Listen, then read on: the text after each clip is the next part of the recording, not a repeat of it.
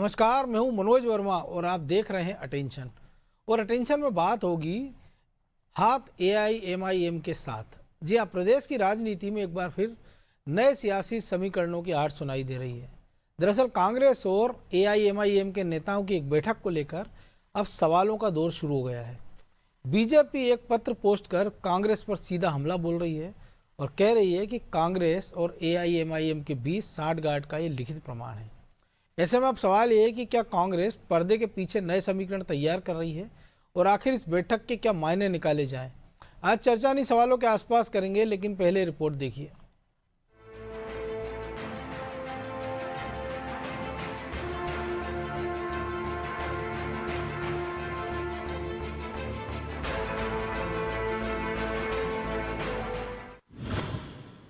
कांग्रेस और एआईएमआईएम के नेताओं की बैठक। कौन किसकी टीम, इस पर शुरू हुई सियासत। एआईएमआईएम को बीजेपी की बी टीम बताने वाली कांग्रेस अब खुद सवालों के घेरे में है। यकीन न हो तो बीजेपी के प्रदेश मीडिया प्रभारी आशीष अग्रवाल के इस पोस्ट को देखिए। उन्होंने कांग्रेस का पत्र सोशल मीडिया पर शेयर किया, जिसमें प्रदेश महिला कांग्रेस भोपाल की ओर से पुलिस प्रशासन को एक सूचना पत्र दिया गया, जिसमें कांग्रेस विधायक आतिफ अकील, एआईएमआईएम के प्रदेश अध्यक्ष मोहसिन अली खान समेत कई राजनीतिक व्यक्तियों के साथ बैठक की जानकारी दी गई है। लिहाजा अब बीजेपी आरोप लगा रही है कि कांग्रेस और एआईएमआईएम के बीच साठगांठ का ये लिखित प्रमाण है। कांग्रेस सार्वजनिक रूप से एआईएमआईएम से दूरी बनाने का दावा तो करती है, लेकिन जमीनी हकीकत कुछ और ही है। देखिए, कांग्रेस नेता आतिफ अकील और एआईएमआईएम के जो प्रदेश अध्यक्ष हैं, उनकी बैठक ने सब कुछ प्रमाणित कर दिया है कि कांग्रेस का हाथ एआईएमआईएम के साथ। तो ये तो पहले भी नजर आता ही था, पर दिग्विजय सिंह को अब जवाब देना चाहिए। जो ए और बी पार्टी कहते थे, अब कौन किसकी पार्टी है ये बहुत स्पष्ट है। इस देश में सदैव तुष्टीकरण की राजनीति के जो नए आयाम स्थापित किए वो सदैव कांग्रेस करती रही है। एक तरफ कांग्रेस गौ हत्या समेत शंकराचार्य के अपमान और हिंदुत्व के मुद्दे पर सियासी रोटियां सेक रही है, तो दूसरी तरफ एआईएमआईएम के साथ बैठकें हो रही हैं। इतना ही नहीं, कांग्रेस लगातार ये आरोप लगाती आ रही है कि बीजेपी और एआईएमआईएम एक दूसरे से मिले हुए हैं, लेकिन अब सामने आए इस पत्र ने बीजेपी को घेरने का मौका दे दिया है। हालांकि इस बैठक और बीजेपी के आरोपों पर कांग्रेस ने भी पलटवार किया। देश जमीन पर है, धरातल पर है, और बीजेपी पैरों के नीचे से जमीन खिसक चुकी है। अब हमारे जो माननीय भोपाल के जो दो विधायक हैं, आतिफ अकील साहब और माननीय आर एम मसूद साहब, अगर उन्होंने किसी तरीके से बात की होगी तो राजनीति में ये होता है। और हमारे प्रदेश में 2028 का जो मिशन है, हमारा मिशन मेन है कि हमें बीजेपी को परास्त करना है। तो यहाँ मध्य प्रदेश में दोनों विधायकों द्वारा ओवैसी की जो टीम्स है या उनकी जो पार्टी है एआईएमआईएम, तो उससे बात हुई होगी और बिल्कुल हो सकती है। राजनीति में क्या नहीं हो सकता है। एक कहावत है कि राजनीति में कोई मित्र नहीं होता है और ना ही कोई शत्रु होता है। समय के साथ सियासी समीकरण साधे जाते हैं। महाराष्ट्र में हुआ निकाय चुनाव इसका ताजा उदाहरण रहा, जहां अचलपुर में कांग्रेस, एआईएमआईएम और बीजेपी ने हाथ मिला लिया था। खैर, अब सवाल ये है कि क्या इस तरह की बैठक को साठगांठ के नजरिए से देखा जा सकता है। अगर नहीं, तो फिर कांग्रेस का एआईएमआईएम नेताओं के साथ बैठक करने के आखिर क्या मायने हैं, और गौ हत्या समेत अन्य मुद्दों पर कांग्रेस के इस उपवास को अब कैसे देखा जाए। ब्यूरो रिपोर्ट, अनादि टीवी।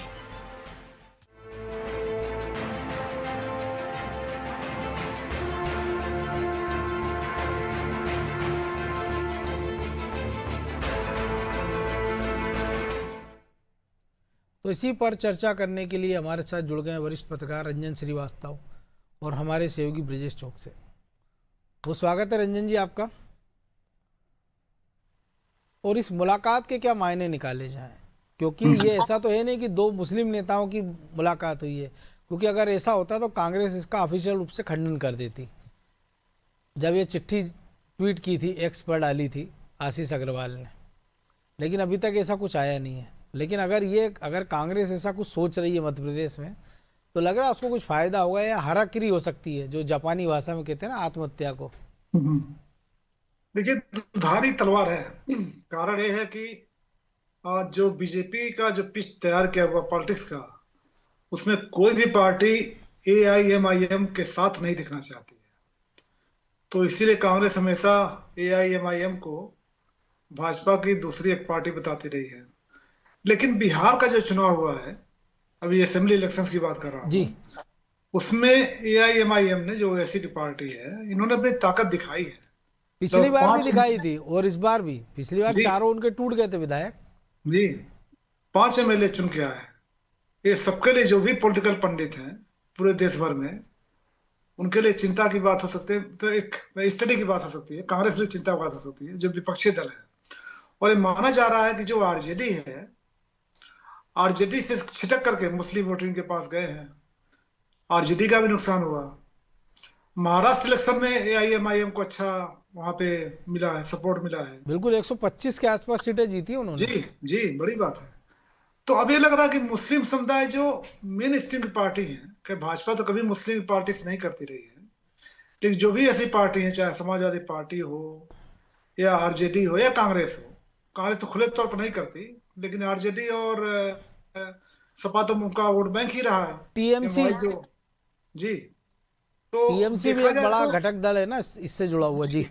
जी, तो अब ये लग रहा है कि इनका जो मोहभंग हुआ है मुस्लिम वोटर्स का, वो अब AIM की तरफ जा रहा है।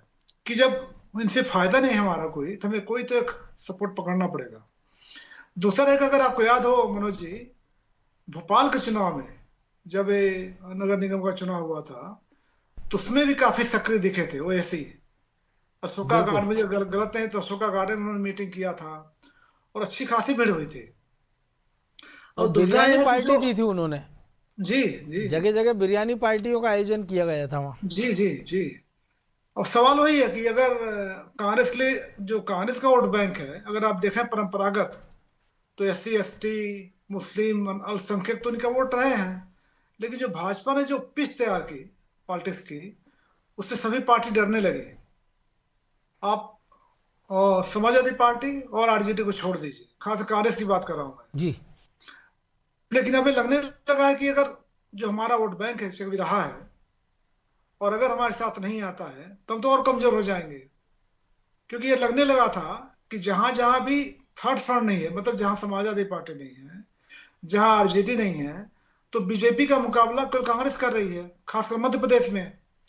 तो मुस्लिम वोट इनके पास एक मान के चल रहे थे कि मुस्लिम वोट आएंगे। लेकिन जिस तरह से अभी चुनाव में, चाहे महाराष्ट्र का हो चाहे बिहार का हो, AIMIM की ताकत बढ़ी है, तो कांग्रेस को मुझे लगता है सोचने को मजबूर किया है, नंबर 1। जी। और दूसरा, जो आपके यहाँ जो कांग्रेस के प्रवक्ता बाइट दिखा रहे थे आप, उसे खुद स्वीकार कर रहे हैं वो, कि हमारे साथ आने में कोई दिक्कत नहीं है। बिल्कुल। तो तो हाँ, उन्होंने बहुत क्लियरली बोला है भाई क्योंकि कि इससे, आमतौर पे ऐसी बैठक गुप्त रखी जाती है, लेकिन हम पहला जी मौका देख रहे हैं इतने सालों में जी कि जी, एक मीटिंग के बाद कोई जिला अध्यक्ष चिट्ठी लिख के सूचित कर रहा है। हाँ, तो क्लियरली वो एडमिट कर रहे हैं कि सब। तो अब ये लग रहा है कि कांग्रेस का जो लगातार पिछले 25 सालों से, 2003 के बाद, अब तो 23 साल हो गया, 15 महीने छोड़ दीजिए, तो लगातार बाहर है। तो कहीं ना कहीं उनको लग रहा है कि अब AIMIM को एक सपोर्ट मिलेगा, भले डिस्टेंस एक मेंटेन रखें उससे, लेकिन उनको साथ लेके चल के मुस्लिम वोट को किसी तरह से अपनी तरफ लाएं। ये हो सकता है कि इनका प्लान आगे वाले चुनाव में हो सकता है। जी। ब्रजेश जी, आप कैसे देखते हैं? क्योंकि अगर तमिलनाडु को हम छोड़ दें तो देश की राजनीति उल्टी दिशा में, जो रंजन जी ने कहा ना, एक पिच बीजेपी ने तैयार किया कि आप देखिए ममता बनर्जी के बयान आप जो भी हों, लेकिन वो महाकाल मंदिर बनवा रही हैं, जगन्नाथ का मंदिर बनवा चुकी, जो हुमायूं करीब बाबरी मस्जिद बना रहा है उनको पार्टी से बाहर कर दिया जाता है। और इसके उलट हम देख रहे हैं मध्य प्रदेश में कांग्रेस AIMIM के साथ जाना चाह रही है। क्योंकि अतीत में जो हमने देखा पिछला नगरीय निकाय का चुनाव, कि अगर बुरहानपुर की बात करें तो उनके जो कैंडिडेट ने वोट लिए थे, OBC के कैंडिडेट ने, उससे हार जीत का अंतर तय हुआ। और बुरहानपुर के जो हो सकता है कि कांग्रेस जीत सकती थी महापौर का इलेक्शन, वो हार गए थे। मनोज जी, मुस्लिम समुदाय वोट बैंक किसका था? कांग्रेस का वोट बैंक हुआ करता था, जिसको साधने के लिए वो जतन कर रहे हैं। ये वोट बैंक कैसे खिसका? आप देखिए, समाजवादी पार्टी में चला गया उत्तर प्रदेश में, कभी वो बसपा के पास चला जाता है, लेकिन कांग्रेस के पास उतनी ही तादाद में लौट कर नहीं आया है। जब लौट कर आया है तो कांग्रेस को हमने वहाँ सफलता में देखा है। आप बाकी के राज्यों में चले जाइए, चाहे दिल्ली में चले जाइए, चाहे असम में हमने देखा आसाम में बदरुद्दीन अजमल की पार्टी में शिफ्ट हो गया तो कांग्रेस 2 चुनाव हार रही तो लगातार। ये वोट बैंक क्यों खिसक रहा है? क्योंकि कांग्रेस की जो विचारधारा थी वो उस विचारधारा से भटक गए। कांग्रेस अब वही बात करने लगी है सनातन की। अब उनको एक ऐसी विचारधारा, अभी तक हम देखते थे कि जो मुस्लिम वोटर है वो किस तरफ जाता था, जो बीजेपी को हराने वाला हो, चाहे वो किसी भी दल में हो, उसको वोट दे देते थे। आप देखिए कि हमने महाराष्ट्र में देखा है कि मुस्लिम वोटर शिवसेना के पाले में भी चला गया। क्यों चला गया? क्योंकि वो बीजेपी को हराना थी। वो राष्ट्रवादी कांग्रेस पार्टी के साथ हो गए थे, कांग्रेस के साथ गठबंधन हो गए थे, तो वोट हमने उधर भी खिसकते देखा है। लेकिन ओवैसी जो हैं, AIMIM की जो हम बात कर रहे हैं, वो पार्टी के जो लीडर हैं, आप देखिए, चाहे वो भले ही बीजेपी ने उनको विदेश में भेजा हो, देश के की बात को लेकर उन्होंने वहां पे अपनी बात रखी, चाहे पाकिस्तान में उन्होंने देखो पाकिस्तान की धज्जियां उड़ाई अपनी बात में, वो संविधान के दायरे में बात करते हैं, मुसलमानों को, अल्पसंख्यकों की बात करते हैं, वो चाहे बाबरी मस्जिद की बात हो तो खड़े दम करते हैं, लाग लपेट के नहीं करते। इसका फायदा क्या हो रहा है? इसका फायदा हो रहा है कि उनकी पार्टी आप देखिए कि हैदराबाद से निकलकर पूरे देश में फैलने लगी है। उनके लोग महापौर, एक विकल्प नजर आ रहा है एक मुस्लिमों विकल्प को नजर उसमें। उनको लग रहा है कि हाँ, कोई तो हमारी बात दबदारी से कर रहा है, बिना लाग लपेट के, कि मुंह छिपाकर नहीं कर रहा है, कि आप उनके वोट भी चाहिए, आप उनकी पैरवी भी नहीं कर सकते हो। तो ये जो राजनीति चल रही है कांग्रेस के अंदर, जो उससे जो पूरे देश में जो राजनीति का माहौल बना, चाहे बीजेपी की वजह से कह सकते हैं, ध्रुवीकरण का माहौल बना है। तो जब एक कांग्रेस उनके पक्ष में खड़ी नहीं हो, कुछ नेता खड़े हो जाते हैं, कुछ सनातनी बात करने लगते हैं, अलग राग अलपने लगते हैं, तो उनको ये जो लगा कि कौन हमारी बात बेहतर तरीके से कर सकता है, तो उनको ओवैसी दिखते हैं। तो ओवैसी की तरफ जो झुकाव हुआ है, तो हमने देखा पार्षद से लेकर विधायक से लेकर राष्ट्रीय स्तर की पार्टी बनने को दिशा में बढ़ गई है, एक तरह से हम कह सकते हैं। आप देखिए बिहार में वो जीत रहे हैं, वो पश्चिम बंगाल में जीत रहे हैं, वो महाराष्ट्र में जीत रहे हैं, वो उत्तर प्रदेश में जीत रहे हैं, मध्य प्रदेश में भले ही वो कुछ नुकसान नहीं कर पा रहे हैं, मतलब जीत नहीं पा रहा हूं, माफ कीजिएगा, लेकिन नुकसान तो कर रहे हैं। हाँ देखिए बुरहानपुर की सीट का नुकसान कर दिया उन्होंने, और छोटे छोटे नुकसान। बुरहानपुर में उनका जो पार्षद जीता इकलौता, वो हिंदू पार्षद जीता। हिंदू पार्षद है। तो कई जगह हमने महाराष्ट्र में देखा है, हिंदू जीते हैं उनकी पार्टी से खड़े होकर। तो ओवैसी कहीं ना कहीं नुकसान कर रहे हैं। ज्यादा नुकसान किसका कर रहे हैं? कांग्रेस का कर रहे हैं, और बीजेपी के लिए वो फायदेमंद साबित। लेकिन वो तो बिहार चुनाव में जब कहते हैं कि भाई हम मुझसे हाथ मिला लो, तो बड़े हीन दृष्टि से देखते हैं, लेकिन हम देखते हैं कांग्रेस 6 पे खड़ी और वो 5 पर है। 5 पे खड़े, तो अंतर क्या बचा? हाँ, तो अब कांग्रेस के हम कह सकते हैं अगर कांग्रेस गठबंधन में नहीं होती आरजेडी का, हो सकता खाता भी ना खुलता। अब तक कांग्रेस क्या कह रही है? कांग्रेस कह रही है कि वो बी टीम है। किसकी? बीजेपी की बी टीम है। मुसलमानों के वोट काटने के लिए मैदान में अपने कैंडिडेट उतारते हैं, जिससे कहते ही थे कि वोट कटवा पार्टी। हाँ, वोट कटवा पार्टी लगातार उनके नेता कह रहे हैं। तो क्या अब इसे सबसे बड़ी बात है, क्या कांग्रेस उनसे हाथ मिलाने जा रही है, या एक नेता की मर्जी थी, उनने मिलने के लिए बुलाया, मुलाकात हो गई, लेकिन कांग्रेस खंडन नहीं किया। तो मुसलमान वोटों को साधने का कोई मध्य प्रदेश में जतन कर रही है क्या कांग्रेस? क्योंकि हम देख रहे हैं एक तरफ आदिवासियों को वो अपने पाले में लाने की कोशिश कर रही है। यदि जो मुस्लिम वोटर कट रहे हैं उनके, दूसरी पार्टियों में जा रहे हैं, चाहे वो समाजवादी पार्टी में, बसपा में, या हम कह सकते हैं कि ओवैसी की पार्टी में जा रहे हैं, तो उनको एकजुट करने के लिए भी कोई रणनीति के तहत ये पत्र लिखा गया, मुलाकात हुई। इंटरनल पॉलिटिक्स तो नहीं, आरिफ मसूद और आतिफ अकील की जो अदावत है आरिफ अकील से चली आ रही है। देखो अदावत चली आ रही है मनोज जी, ये सही बात है, लेकिन हमने वो तस्वीरें भी देखी हैं जब अंतिम समय था आरिफ अकील का, तो किस तरह से नजदीकियां आई आरिफ मसूद की और उनके, दोनों के बीच में संवाद हुआ, दोनों के बीच में बैठ के हुई। जब आतिफ अकील को उतारा गया मैदान में, तब वही आरिफ मसूद ने उनका सपोर्ट किया। तो अब ये चाहते हैं, हो सकता है कि एक रणनीति ये भी हो कि दोनों में जो अदावतें चल रही हैं, मुझे लगता है कि आरिफ अकील का दौर अलग है। अब आरिफ मसूद को अदावत करने की जरूरत नहीं है, क्योंकि वो आतिफ अकील से तो बड़े नेता हो गए हैं आज की तारीख में। तो क्या उनकी दृष्टि उस सीट पर है, या उनको लगता है कि अब मध्य में जीतना उतना आसान नहीं हो सकता? आतिफ अकील अपना कद बढ़ाना चाह रहे हो ना? या आतिफ अकील चाहते हैं कि ठीक है कि भाई ये वोट बैंक में सेंध न लगे, अपना कद बढ़ाना चाहते हैं। दोनों में एक होड़ तो हो सकती है कि दोनों ही मुस्लिम लीडर बनना चाहते हैं। आरिफ अकील रहे जब तक लगातार जीतते रहे, वो एकमात्र वो विधायक थे, अब आरिफ मसूद हो गए, तो कंपटीशन तो दोनों के बीच में है ही। तो निश्चित तौर पर आगे बढ़ने की होड़ भी हो सकती है। दोनों एक दूसरे से बड़ा नेता बनने की कोशिश भी कर रहे हैं। यहाँ पर हमने चाहे देखा आरिफ मसूद की, वो देश की दुनिया के मामलों में बात करते हैं, मुसलमानों की पक्ष की बात करते हैं। तो आतिफ अकील भी उसी लाइन पर हो सकता है आगे बढ़ रहा हो कि कहीं आरिफ मसूद मैदान आगे ना मार ले जाए, वो कौम के नेता बन जाए। जी, लेकिन रंजन जी, इसमें दो धारी तलवार जो आपने जिक्र किया वो भी है ना, क्योंकि यहाँ कोई ऐसा कोई फ्रंट नहीं है अभी ना। एक तरफा मुस्लिम वोट जो है ओवैसी की पार्टी को जा रहे हैं कांग्रेस के खिलाफ, क्योंकि कांग्रेस पे पहले से ही ये एक बीजेपी ने ठप्पा लगा रखा है कि वो सनातन विरोधी, हिंदुओं की विरोधी पार्टी। इसलिए में ओवैसी की पार्टी का साथ, तो यानी कि एक तो मुस्लिम वोट तो उसको जो मिलेगा 2-3% मान लीजिए बढ़ गया ओवैसी के चक्कर में जो नहीं कट रहा है, लेकिन हिंदू वोट अगर सरक गया 2-4%, तो हम देख रहे हैं पिछले 5 चुनाव में कि हमने 13 में देखा 38 सीट, 3 में माफ कीजिए 8 में 71, फिर 58, 14 और अब 66। तो ये ग्राफ कहाँ जाएगा? फिर लगता है दिग्विजय सिंह का जो 2003 वाला रिकॉर्ड भी ना टूट जाए। नहीं, मैंने वही कहा कि दुधारी तलवार है उनके लिए, कि एक डिस्टेंस मेंटेन करना, उनको छोड़ना भी नहीं, क्योंकि अचानक जब ताकत बढ़ी है तो उसको इग्नोर तो नहीं कर सकते AIMIM को। तो कहीं ना कहीं चिंता तो है उनके मन में। और जो विजय जी कह रहे हैं मैं सहमत हूँ, क्योंकि ये लोकल पॉलिटिक्स भी वो भी एक रीजन है। क्योंकि अगर AIMIM विधानसभा में घुसता है और जो अगर मुस्लिम खड़े हो जाते हैं तो फिर क्या इन लोगों को क्या होगा? इनका भी तो वोट बैंक मुस्लिम ही है ना, बिल्कुल, फारिद मसूद और इनके आतिफ अकील, जहाँ आतिफ अकील का। तो इनको भी चिंता होगी, ज्यादा चिंता होगी कांग्रेस से, हमारा क्या होगा? क्योंकि ये तो कांग्रेस का गढ़ बना चुके हैं लोग, क्योंकि मुस्लिम वोट बैंक है, उसी पे AIMIM की नजर है। और ब्रिजेश भाई सही कह रहा है कि वो नेशनल पार्टी बने तरफ बढ़ रहे हैं वो लोग। दूसरी बात है कि जो AIMIM है वो कोई पार्टी हो, आप B कहिए C कहिए, अपना वजूद तो रखेगी वो। कोई पार्टी बनी है, जैसे केजरीवाल को लोग कभी बोलते हैं कई बार कि बीजेपी की B पार्टी है, B टीम है। तो वो तो कहते हैं ना भाई कि यूपी में अखिलेश को वोट दिया मुस्लिमों ने, क्या वो बीजेपी को हरा पाए? या तेजस्वी को वोट दिया बिहार में, वो बीजेपी को हरा पाए? वो तो दम से कहते हैं। वही बात है कि जो मुस्लिम देख रहे हैं कि आपके स्टैंड में क्लैरिटी नहीं, नंबर 1, तो जाहिर है वो जहां पे जाएंगे जो उनकी आवाज उठा पाए। आप भाजपा को हरा नहीं पा रहे हैं, और सही बात है, जो मुस्लिम वोट वहीं जाता रहा है यूपी और बिहार है, कहीं भी जो भाजपा को हरा पाए, एकजुट हो पाए, एकजुट कर पाए वो जी। तो वो तो पोजीशन जो मेन अपोजिशन है नहीं कर पा रहा है। तो अगर AIMIM उस अपोजिशन के स्पेस को कहीं भर रहा है, उनकी आवाज उठा रहा है, उनके लोग चुने जा रहे हैं, तो आवाज तो ही उठाएगा। तो ऐसे मुस्लिम किधर देखेंगे? वो ऐसी तरफ देखेंगे। क्लियर है अपने स्टैंड में वो।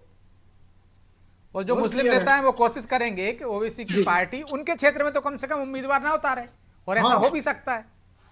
तो संसद में उनकी आवाज उठ रही है अब तो जो चाहते थे वो, कांग्रेस या कोई भी पार्टी हो जो ट्रेडिशनल बीजेपी जो अपोजिशन में है, वो तो डरते हैं लोग कि मुस्लिम का नाम भी ना ले लें हम। तो उनकी आवाज जो उठाएगा जी। उनको सपोर्ट करेंगे।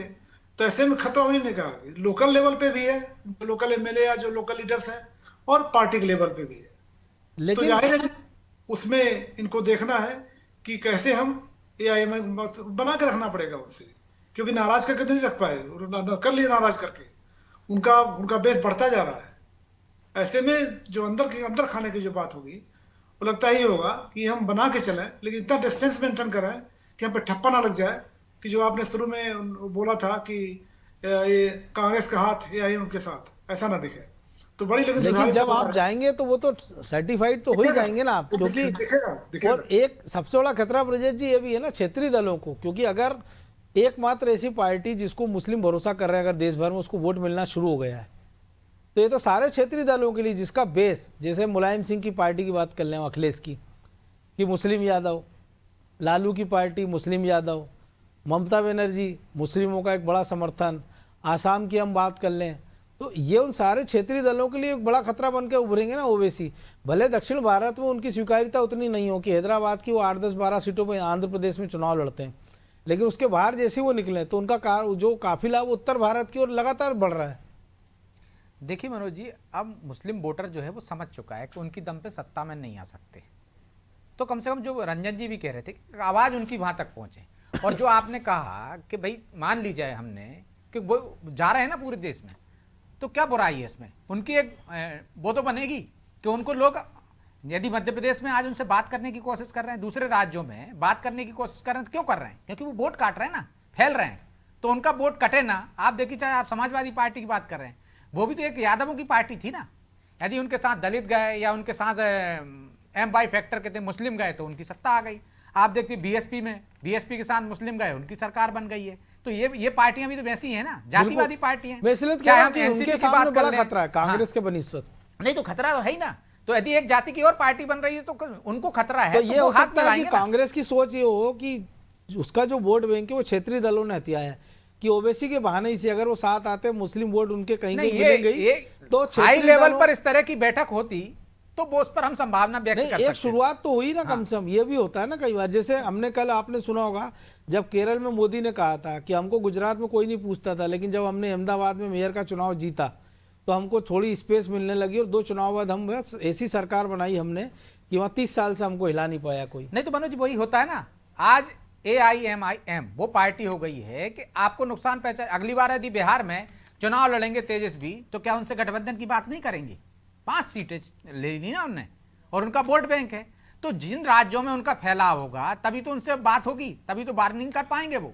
तो वो इसलिए तो फैलाव कर रहे हैं कि कोई तो उनको हाथ में लागा। अभी तो कोई पूछ नहीं रहा है, हैदराबाद की पार्टी है 2-4 सीटों में हो जाती है, एक सांसद आ जाता है, बस। इसके और खुद ही ने बी टीम चिल्ला के एक रास्ता खुद ही बंद कर दिया है, खुद ही रास्ता बंद कर दिया। तो आप देखिए हर आदमी चाहता है कि उसकी पार्टी बढ़े। आप देखिए एनसीपी ने क्या मध्य प्रदेश में संगठन खड़ा नहीं किया था, चुनाव लड़ाया था भाई।